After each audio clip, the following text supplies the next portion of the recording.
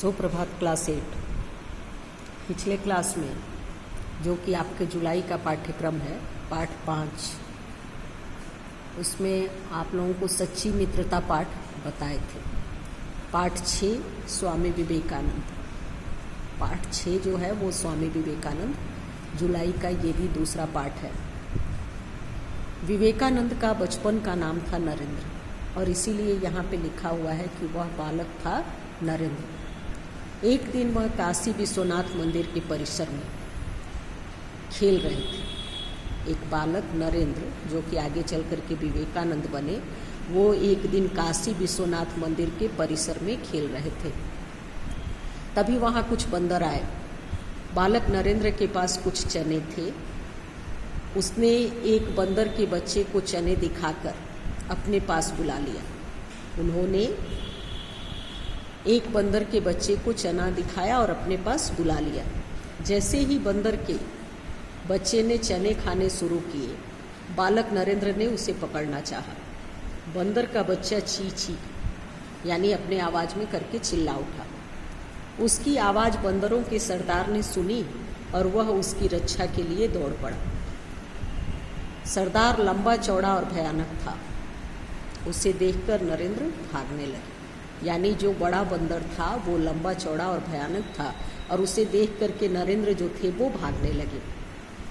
आगे आगे नरेंद्र भाग रहे थे और पीछे पीछे बंदरों का सरदार।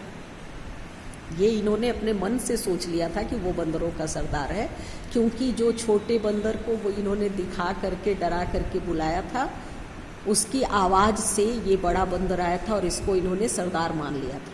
नरेंद्र मंदिर के अंदर जा छिपे, परंतु बंदरों का सरदार वहाँ भी पहुँच गया। ये जब मंदिर के अंदर जा कर के छिपे तो बंदरों का जो सरदार था वो वहाँ भी पहुँच गया। आखिर नरेंद्र किसी तरह भागते भागते गंगा नदी के किनारे जा पहुँचे। वहाँ से नरेंद्र किसी तरह से भागते भागते गंगा नदी के किनारे जा पहुँचे और पानी में कूद गए। वह जो बंदर था वो काफ़ी देर तक पानी में तैरता रहा। वह बंदर काफ़ी देर तक पानी में तैरता रहा और जब नरेंद्र को लगा कि अब तो बंदरों का सरदार चला गया होगा तो वह किनारे पर आए। लेकिन पलक झपकते ही सरदार दांत खिटखिटाते हुए नरेंद्र के सामने आ खड़ा हुआ। यानी कि जब इनको लगा कि वो बंदर वहाँ से चला गया होगा तो ये किनारे पर आए, लेकिन पलक झपकते ही सरदार जो था वो दांत खिटखिटाते हुए नरेंद्र के सामने आ खड़ा हुआ। उसी क्षण नरेंद्र ने सोचा, जो डर गया वह मर गया। नरेंद्र के दिमाग में ऐसी बात आई कि जो डर गया वह मर गया। उसने पास में पड़ा एक मोटा डंडा लिया। वह भरपूर ताकत लगाकर सरदार को मारने ही वाला था कि वह डर करके भाग गया। देखिए, अंत में कहते हैं कि जब सारी राहें बंद हो जाती हैं तो आवश्यकता आविष्कार की जननी है। जब व्यक्ति को ये लगने लगता है कि अब उसके बचाव का कोई मार्ग नहीं है, मरना तय है, या डर इस कदर हावी हो जाता है कि उसके आगे व्यक्ति निडर हो जाता है। डर पर जब विजय प्राप्त करता है तभी वो निडर होता है और ऐसा ही उनके साथ हुआ। जो ही वो पूरी शक्ति लगा करके मारने वाले थे, उसी समय में वो बंदर वहाँ से डर करके भाग खड़ा हुआ।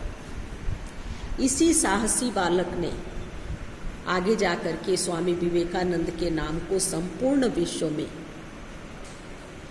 प्रसिद्धि दिलाई और उन्होंने सारे संसार को ज्ञान से आलोकित किया।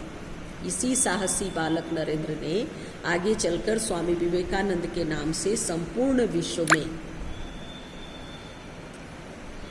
प्रसिद्धि भारत को भी दिलाई। देखिए, जब कोई व्यक्ति होनहार जन्म लेता है देश में तो उससे पूरे देश को भी प्रसिद्धि मिलती है।